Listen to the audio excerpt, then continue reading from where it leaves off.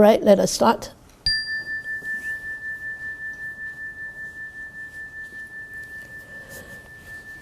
Namo tassa bhagavato arahato sama sambuddhassa. Namo tassa bhagavato arahato sama sambuddhassa. Namo tassa bhagavato arahato sama sambuddhassa. So this is talking about the way to a fortunate rebirth, and he's talking about meditation as a very general description of the practice, of one practice, or well, actually a very important practice, the development of loving kindness, metta. So in here, in the first paragraph, it says, it gives so many examples. All the stars does not equal to a 1/16th part of the liberation of 1/16th part of the light of the moon's radiance. And the moon's radiance surpasses them all, shines forth bright and brilliant. And even so, whatever grounds there are for making the merit productive for a future birth, that means whatever grounds that is, people develop in meritorious deeds which are really productive for future birth. None of these can be compared to 1/16th part of loving kindness, of metta. So that's what this whole paragraph is about, is telling us how strong is loving kindness, the strength of loving kindness. And so it says, whatever grounds that is productive for future birth, the Buddha actually, the teaching actually gave a few simile. The first is the radiance of all the stars when compared to the moon, and the moon's radiance when compared to the radiance of metta. And then also, it also talks about in the autumn, during the month of the rainy season, when the sky is clear and free of clouds, the sun coming up, ascending, dispels the darkness of space and shines forth bright and brilliant. And we all experience that as we are into fall in Canada now, and the night is actually longer. It's darker now. It's like 7:15. It's still sort of like dark in the morning. And when the sun starts to rise, you can see behind the mountains there's radiance of coming up. Before the sun actually comes up, you actually see the physical sun. The radiance of the sun already shines forth and bright and brilliant. But even so, with that radiance of the sun, we can see the power.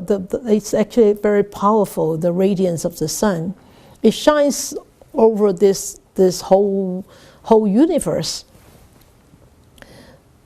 Even so, that is incomparable to 1/16th part of loving kindness. And so it continues to say. And even so, when at the morning star, at the dawn, at the moment of dawn, the stars are shining so brightly, and even so, that kind of radiance from that star at dawn is incomparable to 1/16th part of the metta of loving kindness. So we know literally from the teachings that loving kindness is actually very powerful. I want to actually finish this before we go into a discussion of loving kindness. So from this introduction, we know that the development of loving kindness is actually being very emphasized. That it actually has this very key importance in the teachings of the Buddha. And you know what? Really, if you have actually studied the Nikaya a little bit more, you will actually see the loving kindness meditation was really a very strong practice at the Buddha's time, teaching the householder. So loving kindness meditation was really the main technique that the Buddha actually taught householders in his time. So that's why that's why in this book you can see why this is a way to fortunate rebirth, and also following is the fourth divine abodes is to be the rebirth into the Brahma world, right? So.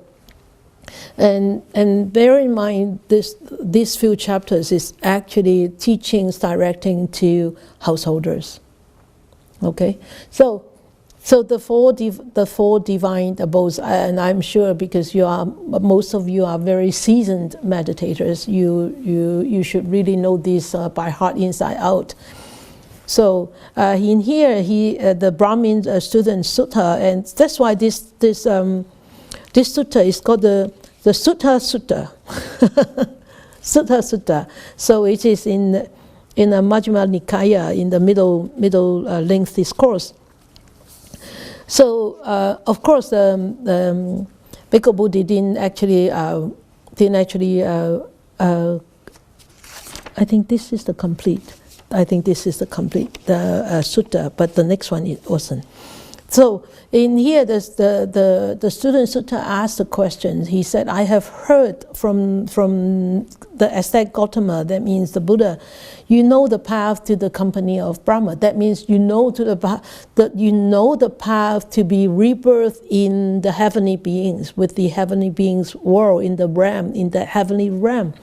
The Buddha replied, giving an analogy, and is that if somebody was raised in this village of Nalakara, so after he left this village, if somebody asked him about how to get to Nalakara, do you think this householder will hesitate and slow in replying or in telling people how to get to Nalakara?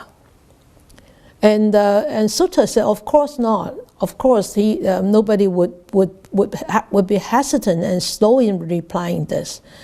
And the Buddha said, even if the man is slow and hesitant to reply, to tell people about the way to Nalakara, the Tathagata, that means the enlightened one, will not. When he is asked about the path to be reborn with heavenly beings, he will not hesitate at all. He will not be slow in answering these questions. So he said, the Buddha said, "Sutta, pay attention and listen, and I'm going to expound this to you." So that's he said, closely, listen closely, attend closely to what I shall say.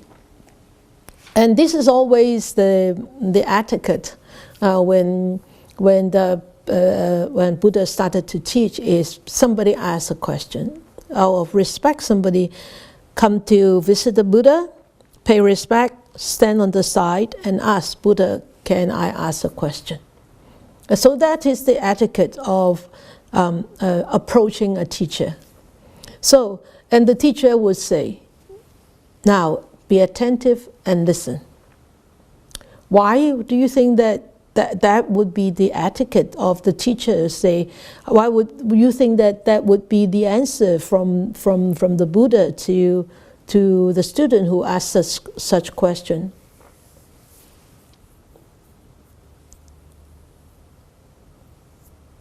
Why would you say the Buddha said, "Then, student, listen and attend closely to what I shall say"? Well, yes, it's very simple English. Everybody reads it, everybody understands it. But why? Why would the Buddha say so?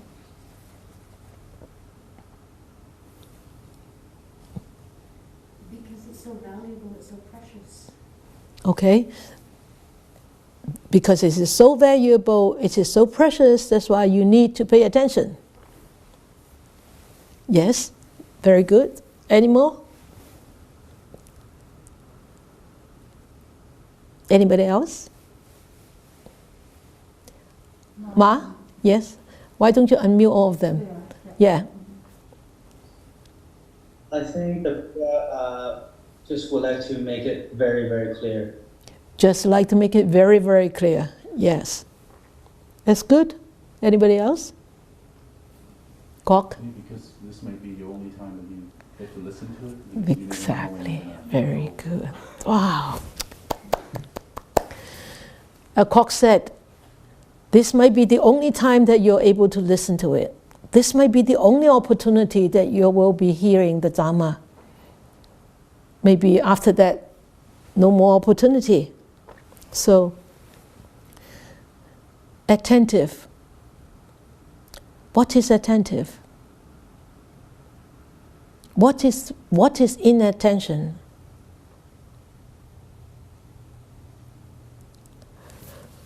Don't just gesture, Laurie. Please speak up. I don't know how to read hand signs.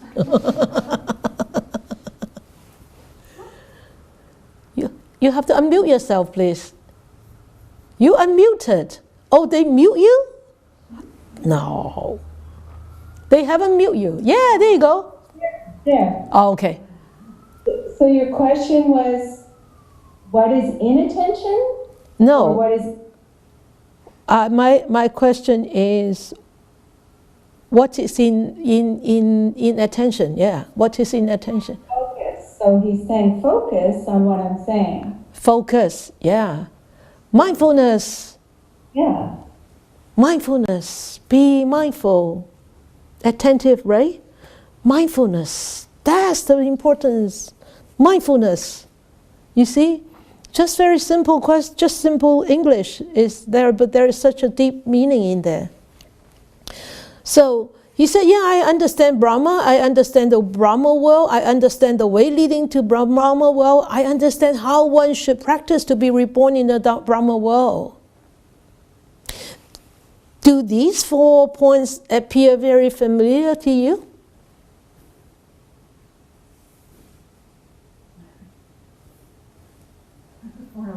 The Four Noble Truths, right there.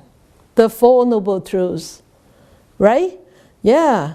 What is I understand Brahma equivalent to? This is suffering. Yeah? I understand the Brahma world. I see suffering. I understand the way leading to the Brahma world.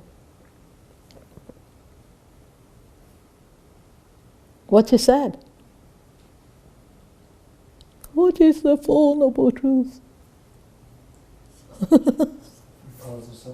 The path to suffering, yeah. I understand how one should practice to be reborn in the Brahma world. The Eightfold Noble Path. Yes, the Eightfold Noble Path, the path to suffering. And I know this will lead me out of sufferings. So that you can see, even such very simple teachings, it actually, the Four Noble Truth is embedded in it. So bear in mind, the Four Noble Truth, not necessarily just talking about sufferings. It talks about everything, doesn't it? Yeah? All our experiences. This is anger. This is the reasons for anger. This is the reasons for my anger. And this is the path of anger. And I'm walking the path of anger. This is sickness. This is the reason for such sickness. And this is the medicine for the sickness. And I need to take this medicine to become out of the sickness. So these 4 divine abodes. So The Buddha said the path to the company of Brahma. He said he dwells pervading all directions with a mind imbued with loving kindness. So these 4 practices, we go through it fast, okay? Very exactly. We call it's like I think most of you know. I think most of you know them. First is imbued with compassion, the loving kindness, and then compassion, and then altruistic joy, and then the last one is equanimity. So these four paths that will lead you to the company of Brahma. Anybody knows the Pali word for these 4 paths? Yes? What? It's metta, karuna, mudita, and upekkha. Okay, metta, karuna, mudita, and upekkha. So what is the general term for these 4 altogether? Brahma Vihara. Very good, Brahma Vihara. You see, Brahma Vihara. Vihara, that means a place to reside in. Where? In the Brahma world. Brahma Vihara. So Brahma Vihara, Brahma, Vihara, Brahma Vihara is a general term that includes all these 4 wonderful qualities. Or you can say all these 4 practices. Okay, Brahma Vihara. And in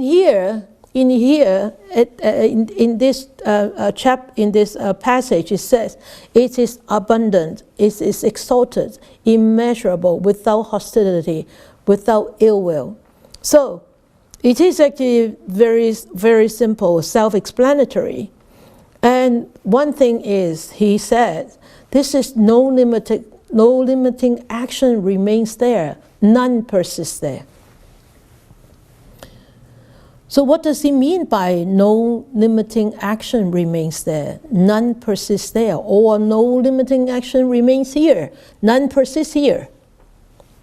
So what does it mean? Okay. Sorry. Obstructions, defilements.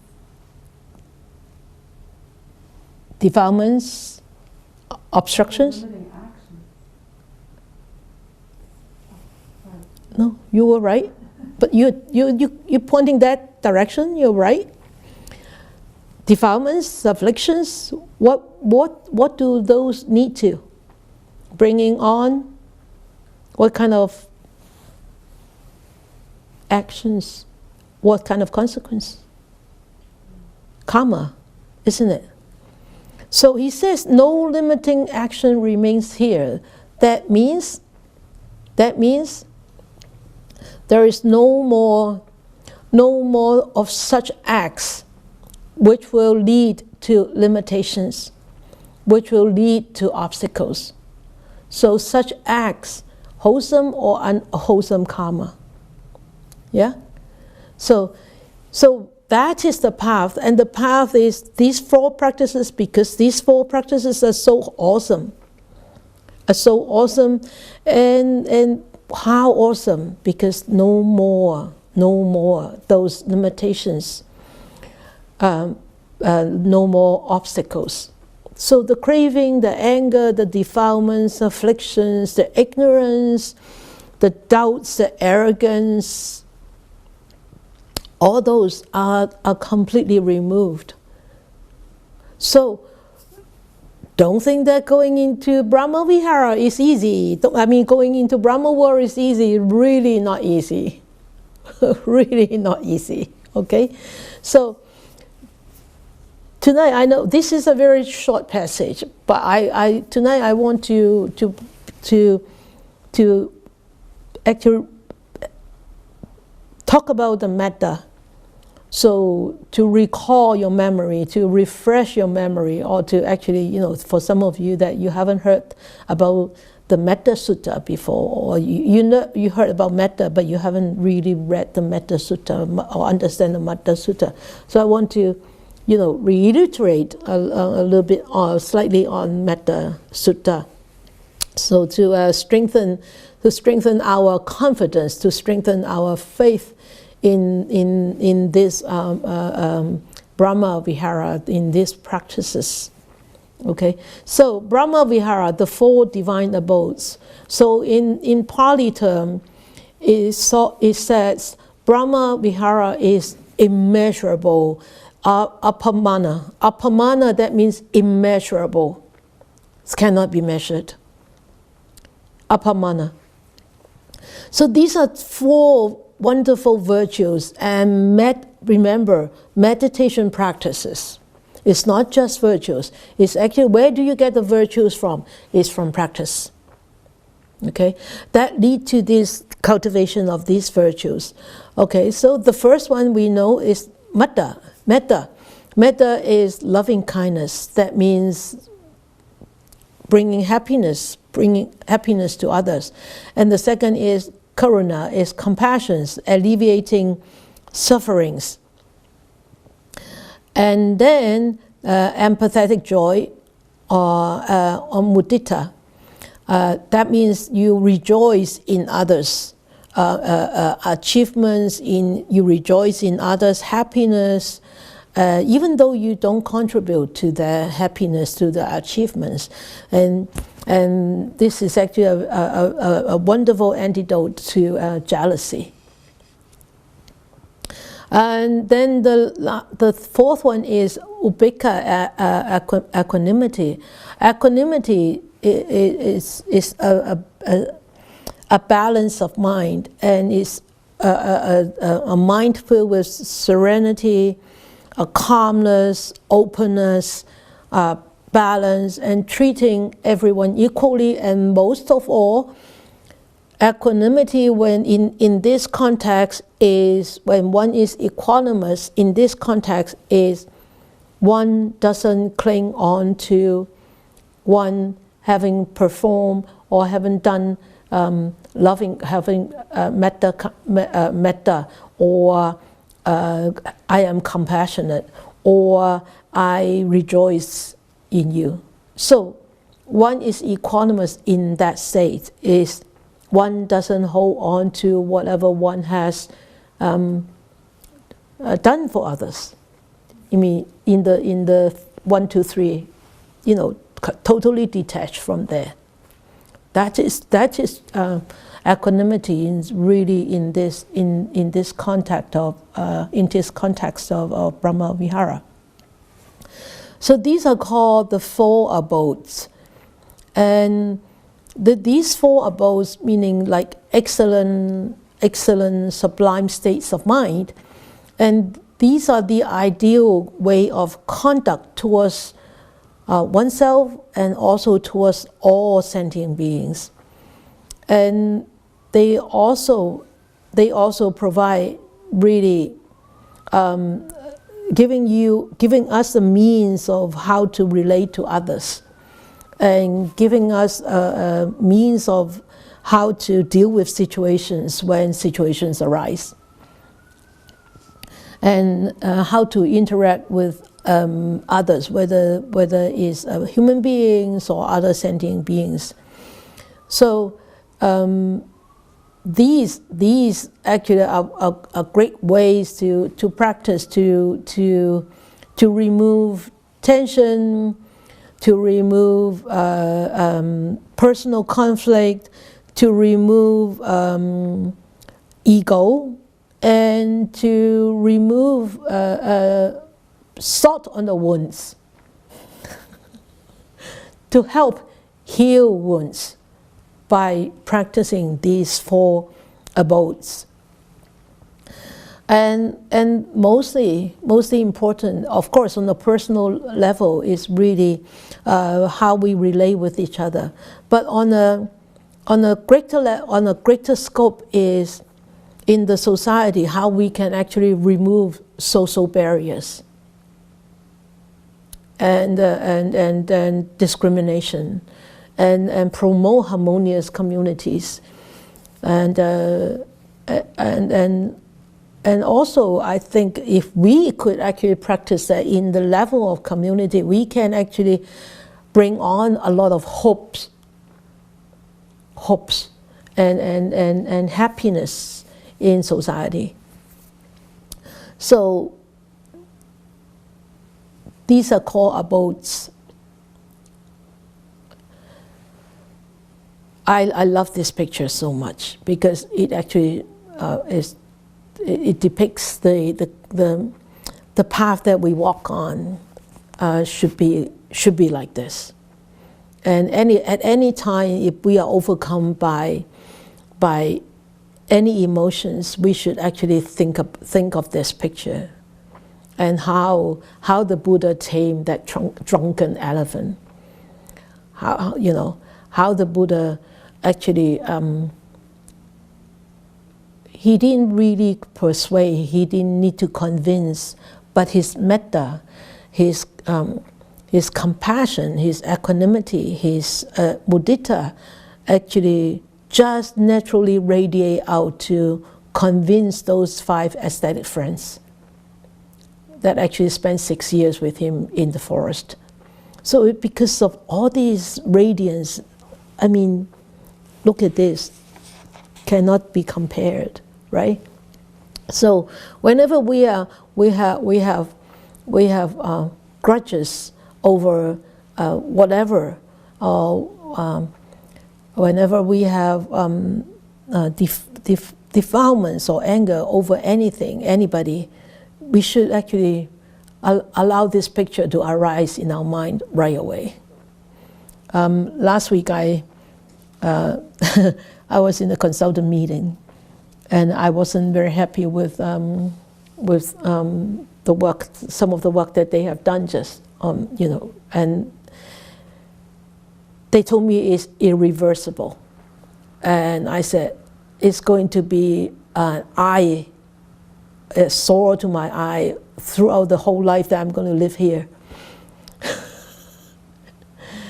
And so they were trying to rectify in building D. They said they cannot rectify in building A anymore. I said it's going to remain a sore to my eyes, and it really a sore to my heart for the time that I'm going to live here for the rest of my life. And then they were trying to, they had so many suggestions and blah blah blah. And at the end, I said, I'm still very unhappy. That's all I said. I did not scold them. I did not blame anybody. But I just tell them I'm still very unhappy. And my architect said, I know, but really, sorry, sister. I said, but yeah, I accept your apology, but I'm still very unhappy. I tell them right to the face, I'm unhappy. So today they gave me a solution. They probably dug deep into their brain, and then they gave me a solution, which I need to pay for, or which we need to pay for. Hey, maybe I should argue with them. I shouldn't have to pay for this. Right, KS? Maybe we should tell them we shouldn't have to pay for this. Hey, yes, this is my wisdom. They missed it. Hey, let me bring it up on Thursday. If I need to pay for it, I'm going to tell them I'm not very happy to pay. But even maybe at the end I need to pay, but I'm not very willingly and happily paying. Yeah, like KS, I'm not willing to pay that dental fee, but I'm very happy to pay that dental fee. Okay. So, the abodes. Why is it called abodes? Of course, in English, it's called abodes, like a place that you land on. Because why? This is a constant dwelling place of the mind or for the mind. That's why it's called abode. Okay, so we should let this four abodes, immeasurable abodes, or four virtues or meditation practice to be a constant and consistent and dwelling place where we feel at home. And they should become our inseparable friend. Inseparable friend. Because they are so precious. These four virtues and qualities are so precious. And also, they are boundless because this is an unconditional giving. And this is a one-way giving. And this is a giving without any expectations of reward or return. Whether it's material or whether it's verbal praise or verbal appreciation, whatever. Okay? So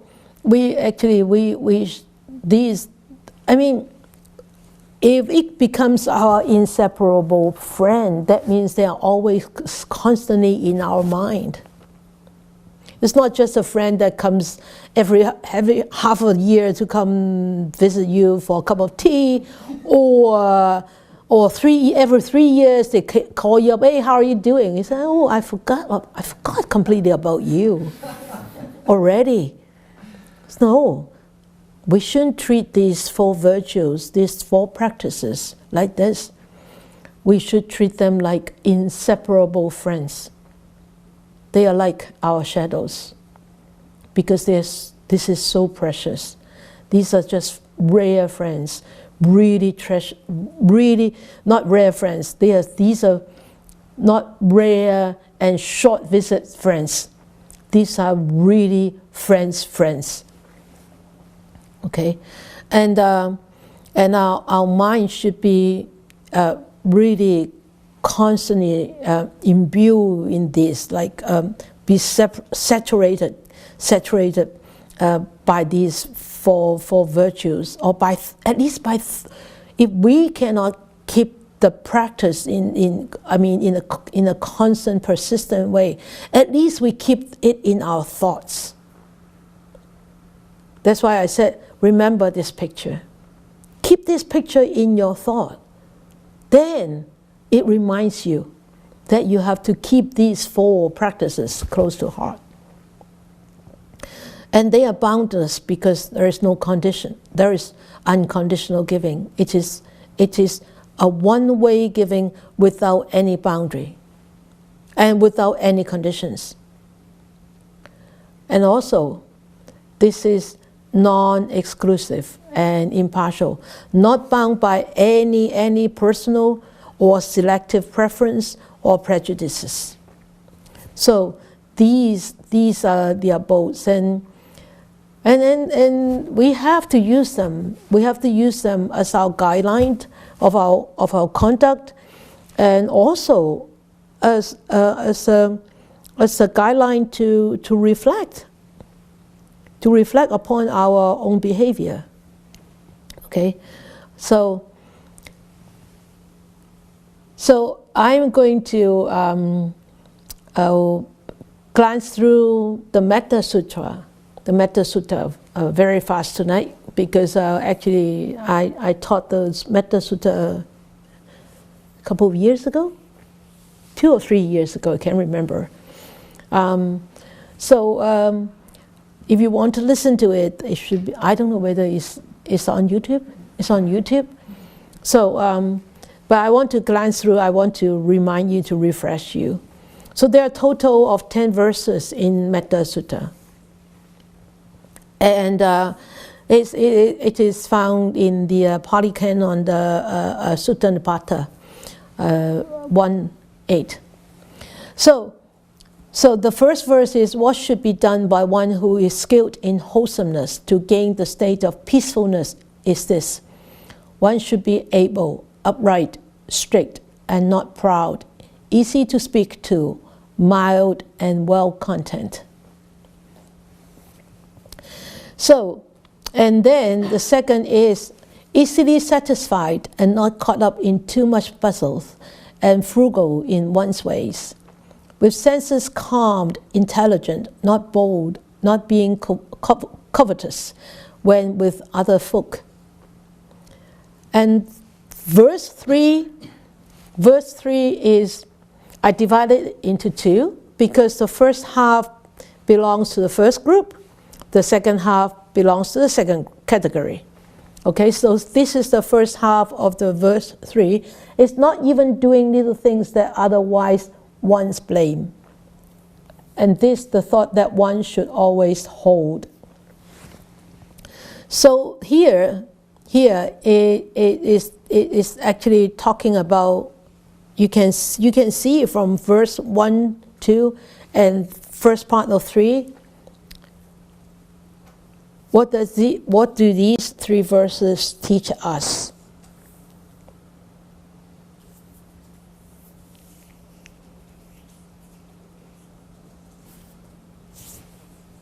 Upright, straight, able, not proud, easy to speak to, mild and well content.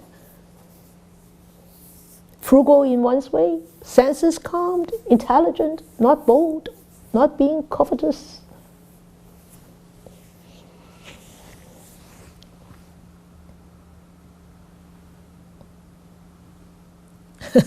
Okay, all right. Okay, so let me tell you the story of Metta Sutta. Where did it come from? It actually comes from Dhammapada. If you, or it actually also being taught in Dhammapada. Can't remember which verse. I think it's chapter 5. I think it's chapter 5. But anyway, the monks went into the forest. They practiced. And in the forest, there are actually a lot of beings. And the beings were sort of like, they have been living there for a long time, like beings, visible, invisible beings. So the monks were in there, and then the beings were there, and the monks couldn't practice, couldn't actually concentrate to practice, and so they were distracted. They thought that they were disturbed, so they went back to the Buddha. He said, "We can't practice in there. We can't practice in that forest because it's just too much disturbances, too much distractions." Because all the beings are really making a mess there, and all the beings are disrupting us and all that. So that's what the monks were telling the Buddha. And the Buddha said, "Go back there. Go back to the forest." And the monks said, "No, we can't. We can't practice there." What did the Buddha say?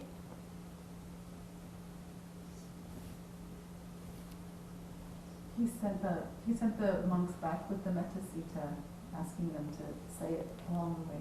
Why? I don't know why. Because the Metta Sutta is the most powerful weapon. The Buddha said, "You're missing a very powerful weapon, metta." Not just sending them back with the Metta Sutta. It's actually sending them back with practices.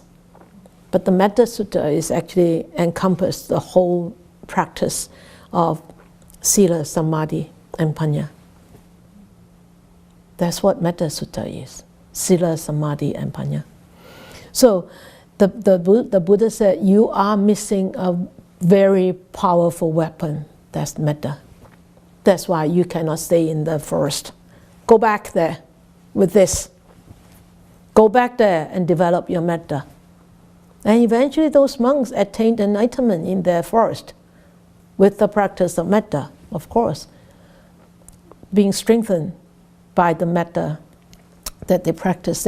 That's how actually Metta Sutta come from.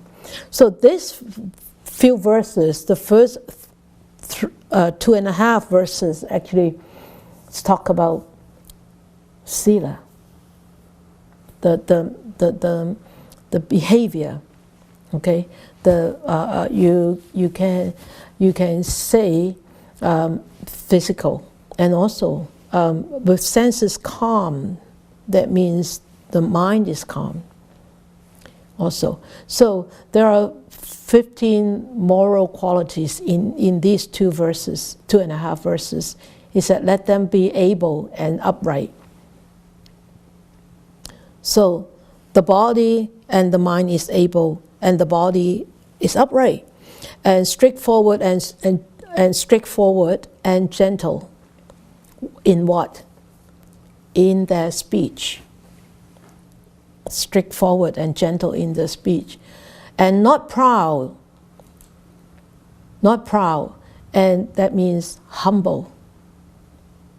Okay, and easy to speak to. Okay, that means gentle. Gentle in there, so people can easily speak to them. Some people are very difficult to speak to, because whenever you speak to them, then they will have sort of like a defensive or being offended by you. So with metta, the person become very easy to speak to. And even when they mild temper, not hot temper, not fast, but mild. So, and easily contented and being satisfied. And also easily satisfied. And then being not caught up, unburdened with duties.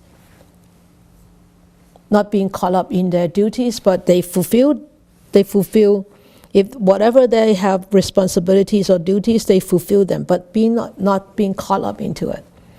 And frugal, like simple life, frugal. And peaceful and calm, calming the senses. The senses calm, and that means they become very peaceful. And because senses are calm, then the person could not be like this. Right? And then being intelligent, and of course this talks about intelligence is not wisdom, okay? Intelligence is, you can say, is the mundane wisdom. That is intelligence, or knowledgeable. Or intelligence, you get it from knowledge. You read more books, you know more. You study more, you know more. So that is intelligence. Not bold. That means what? I'm very surprised that they use this word, not bold. I really need to find out the Pali term for this. Bold in English is not courageous, is that right?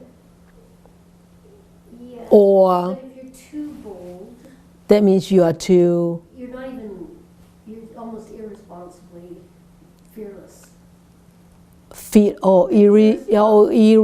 irresponsibly fearless. Oh, I see.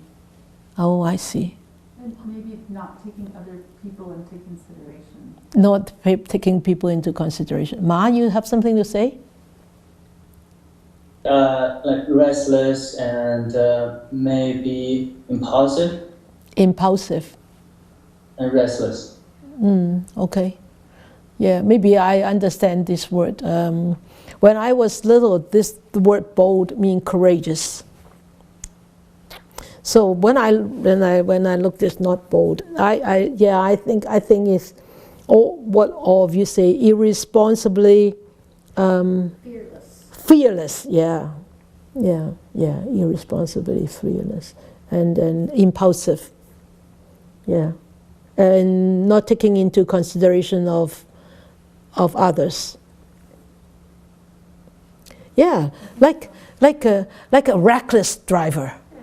Yeah, right? Can I use that? Reckless driver. Yeah. It's like those people on the highway that don't weave in and out. Yeah, I think so. Not bold. Okay, that's clear. but still I want to find out the Pali term. And not being covetous.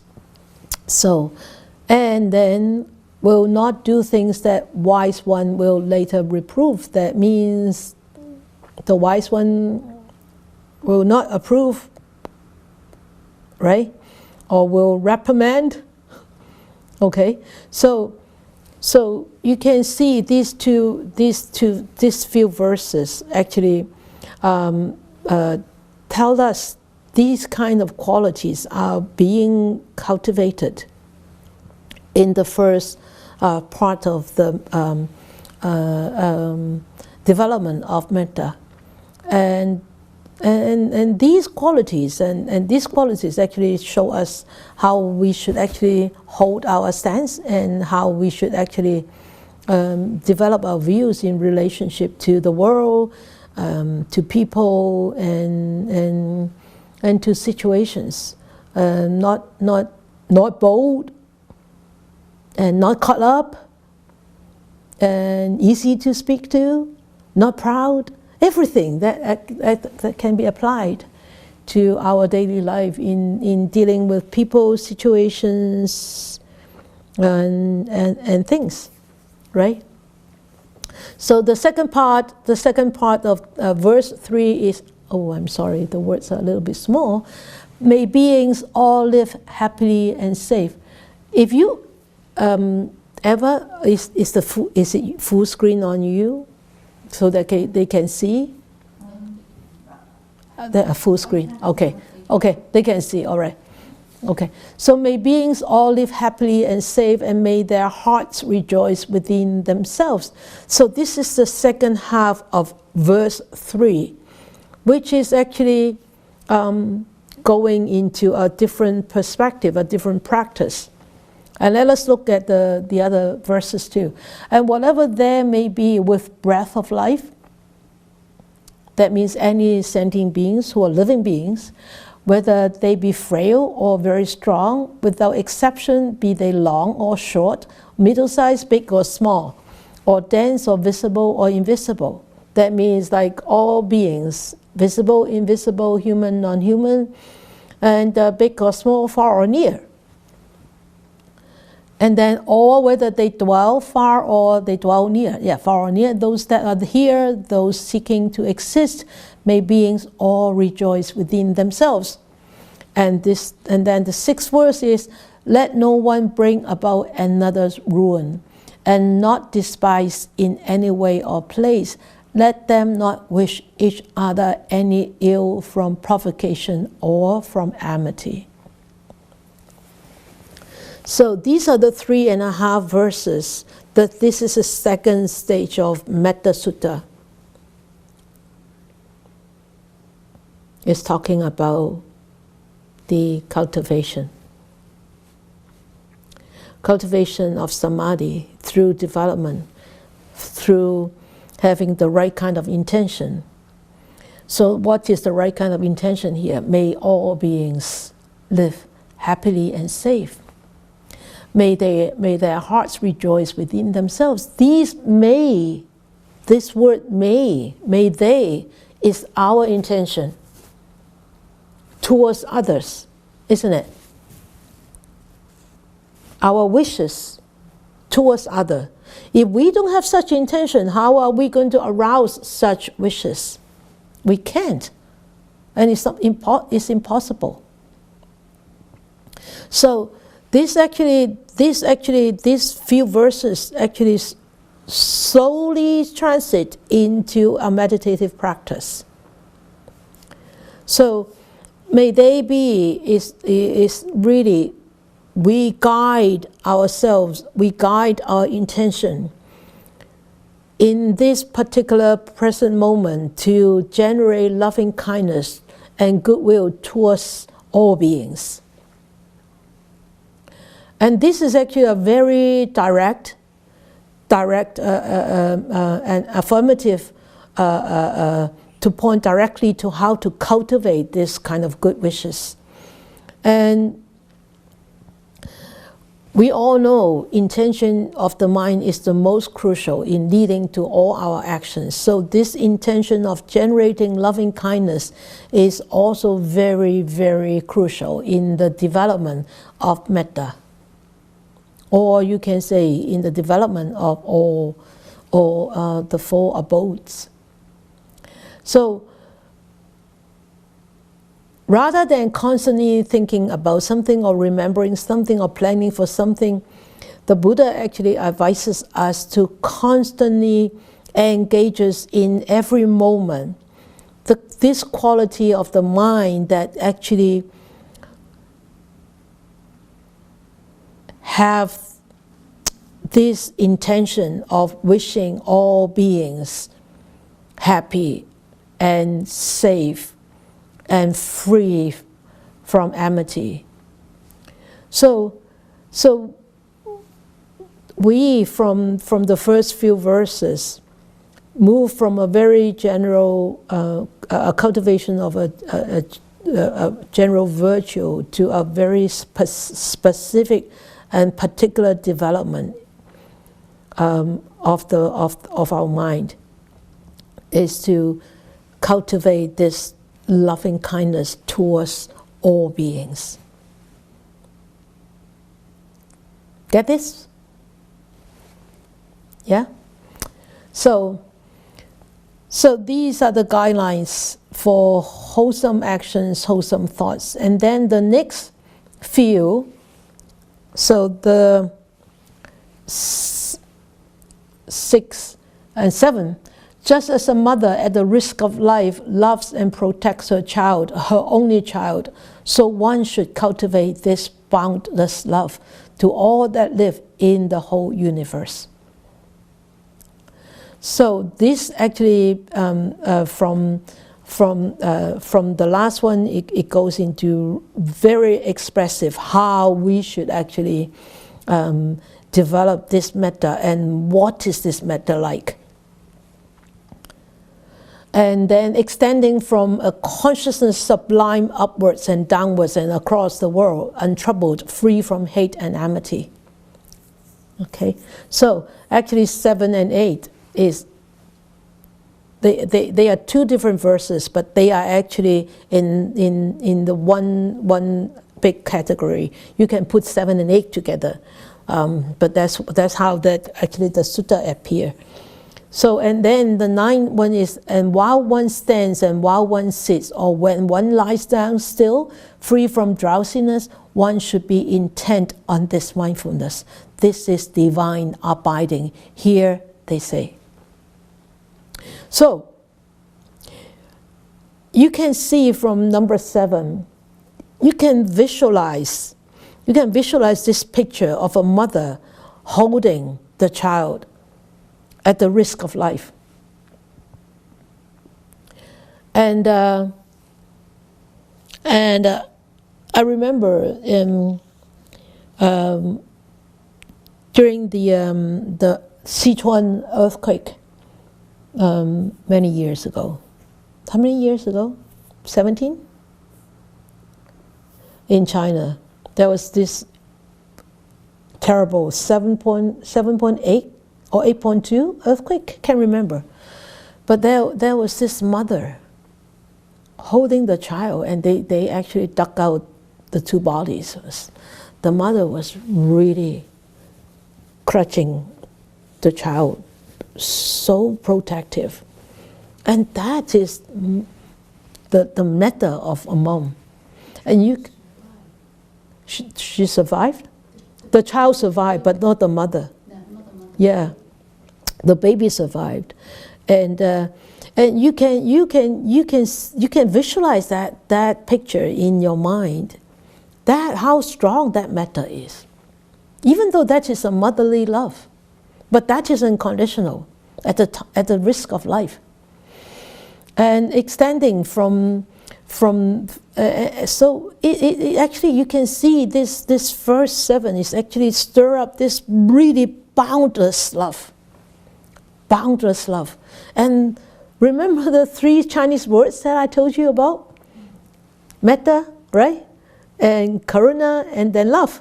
remember, it's boundless love. Okay, so it's not just love, it's not just mundane love, it's not just mother and child love, it's not just husband and wife love, it's really supramundane love. Because it's boundless, it's unconditional, it's one way, it's no expectation of reward.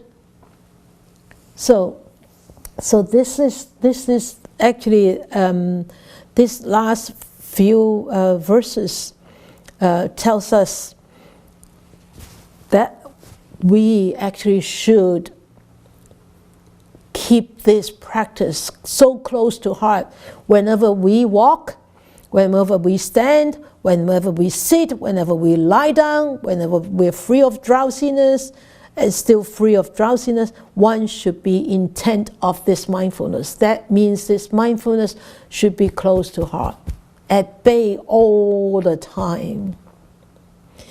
Why? Because this is the remedy. This is the medicine to neutralize anger, ill will, animosity, and jealousy, and craving also. This is the medicine. And whether one is sitting, whether one is emotions, that means throughout our life, right? Throughout our life, whether we sit down, whether we lie, whether we stand, don't we just do those? Sitting, standing, walking, and eating, and lying down. That's what we do all throughout our life, right? Keep that at bay. This is divine abiding. Here they say. This Metta Sutta is so wonderful. It's so wonderful. It's so simple, but it's so wonderful. It's so nourishing, it's so enriching, just by reading through it. So yesterday I was reading through it, I said, oh no, I should put this in tonight. I just throw it in tonight. So this is metta. And then the last verse is verse 10.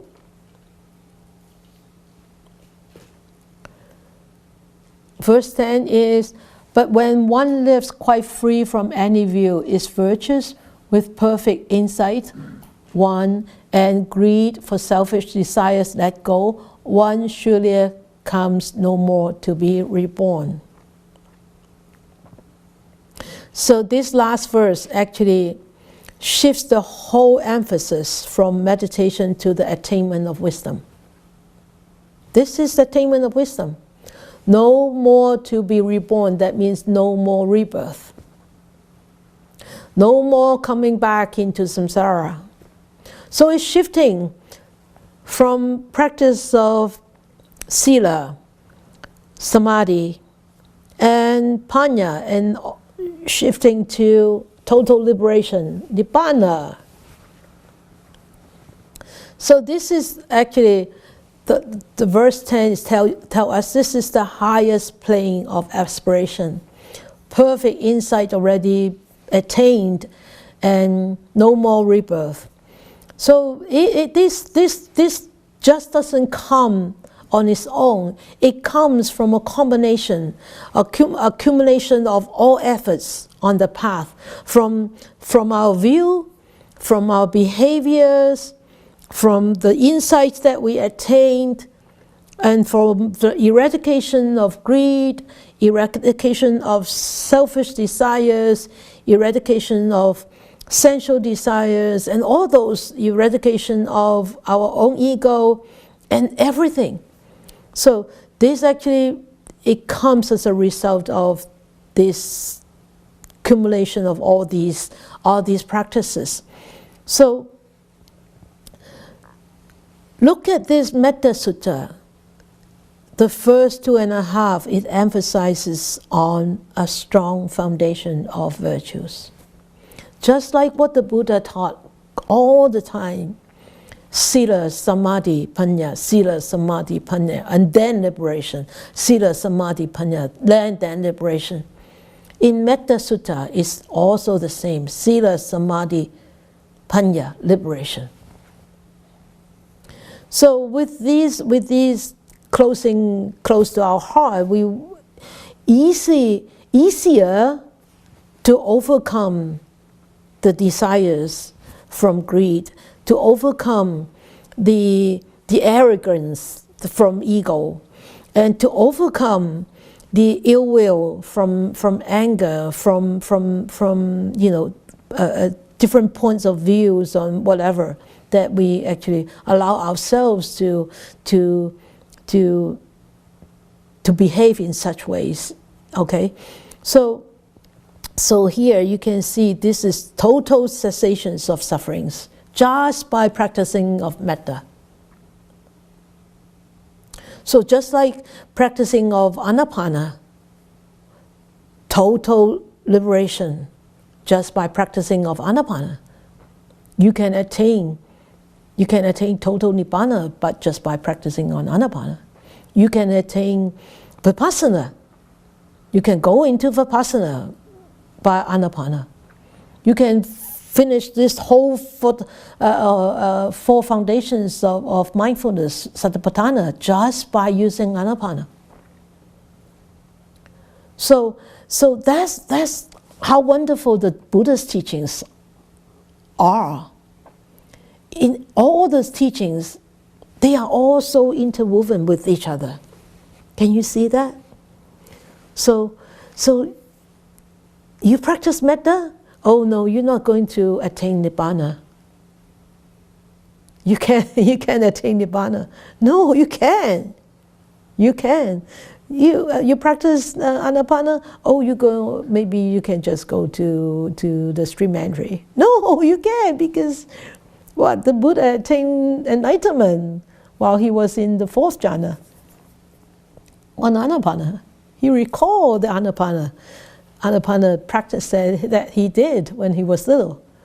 So that's wonderful. That's a wonderful way of the Buddhist teachings. It's all interwoven with each other. They all complement each other. So with this Metta Sutta, verse 1 to 3.5, or first half, sila, and then the second half, or third, 3, 4, and 6, to intention and scope, and that means, or you can also sing that is the practice of samadhi, cultivation of samadhi,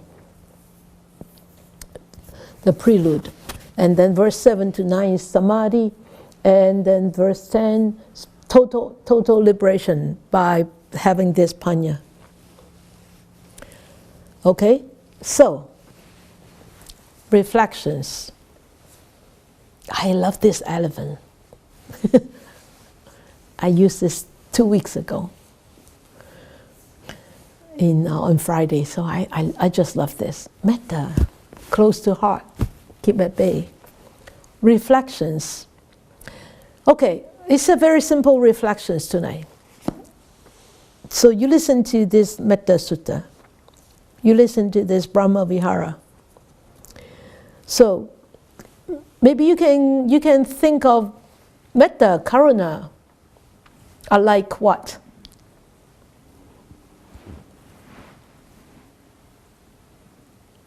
Can you think of anything that is you can say, oh, this is metta, this is karuna?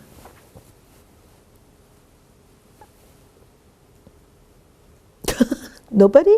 Okay, I'll give you a hint. It's like medicine. It's like medicine. Okay, it cures you. If you take it, or vitamins, it nourishes you. Right? It keeps your physique strong and healthy. Okay? So in your mind, what does metta or karuna like? Analogy. Hot chocolate on a cold day, okay, warm, and sweet.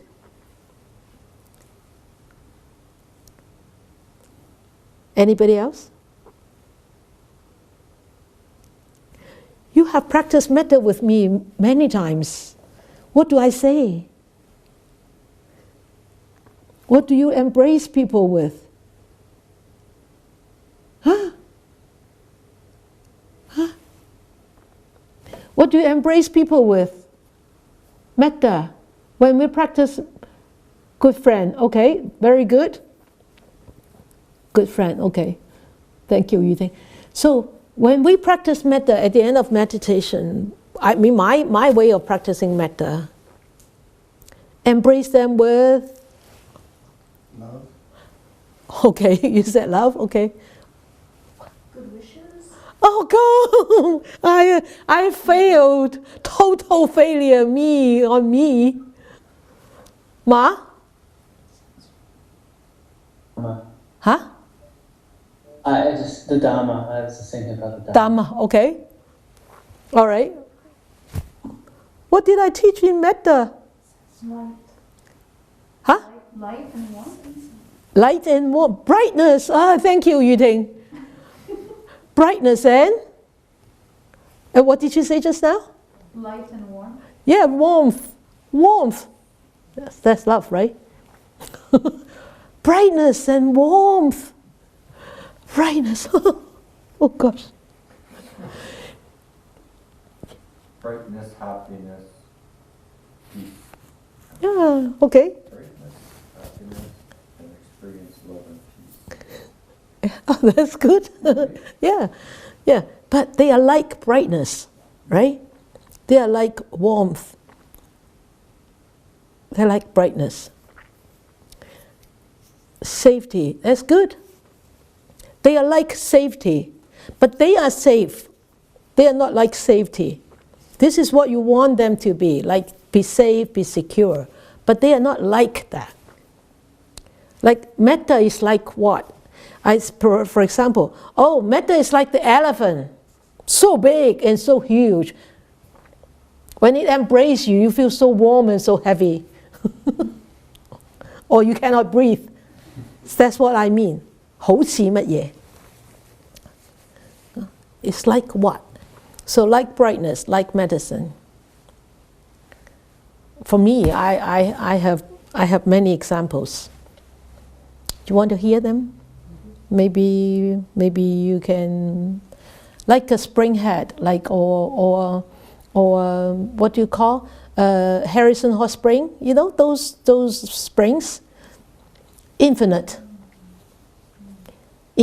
warmth, infinite springs water coming up, infinite. Or for me, metta is like water. Sometimes it is soft when it's not cold, but when it turns into ice, it could be very hard and heavy. So for me, metta is like water. It changes according to its conditions. So sometimes you have to use harsh words, just like ice, to some people. But in the deeper part of the mind, there is no ill will. There is metta. But sometimes you have to use soft words. So it's just like water flowing by. To me, metta is like water. To me, metta is like a tree shade. A big tree with such a huge shade, like our maple tulip.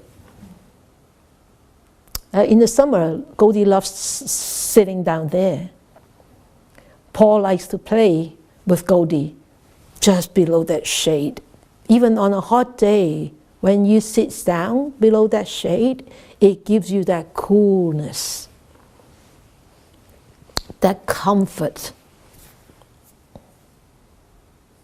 And as Yu-Ting said, wholesome friend who can be by your side, whatever, wherever.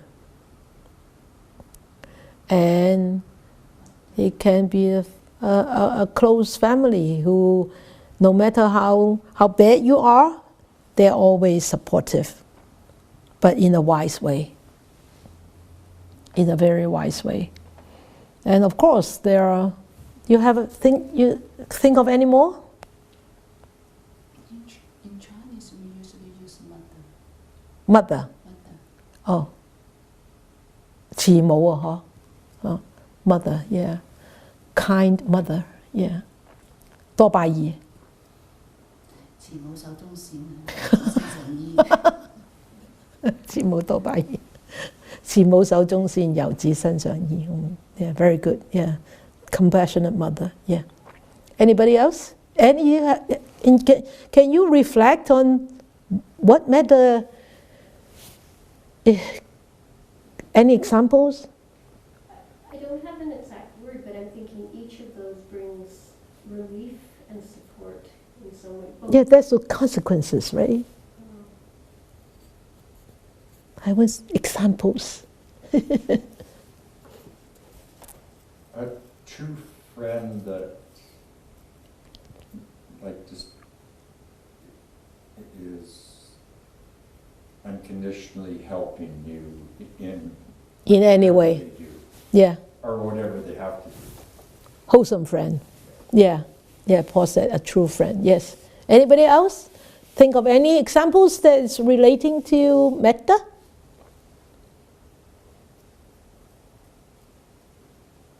Wisdom. That's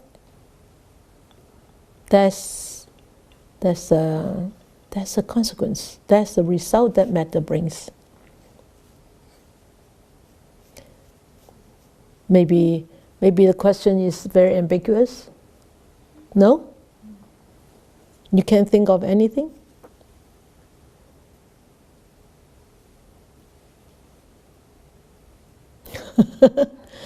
Can you say that it's the grudges? It's the grudges for a man who actually broken his ankle? Or Edwards?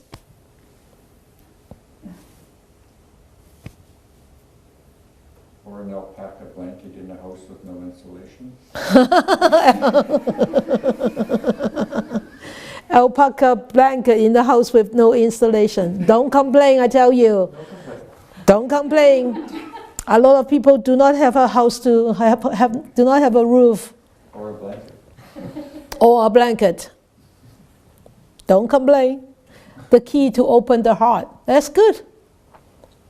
Yeah, that's good. Think about that, okay? Keep metta close to your heart. Then you will be able to live happily and lightweight and peacefully. Okay. Should we dedicate our merits then? Reflect on what is metta like. I want some answers next week. Okay? Please. May these blessings extend to all, that we with all the other living beings together will attain the Buddha way. May we wish more and more people will encounter the wise words of the Buddha, study them, practice them, and apply them to their life and disentangle them from all the sufferings, all the defilements, all the obstacles, and be ultimately, truly free, happy, and peaceful.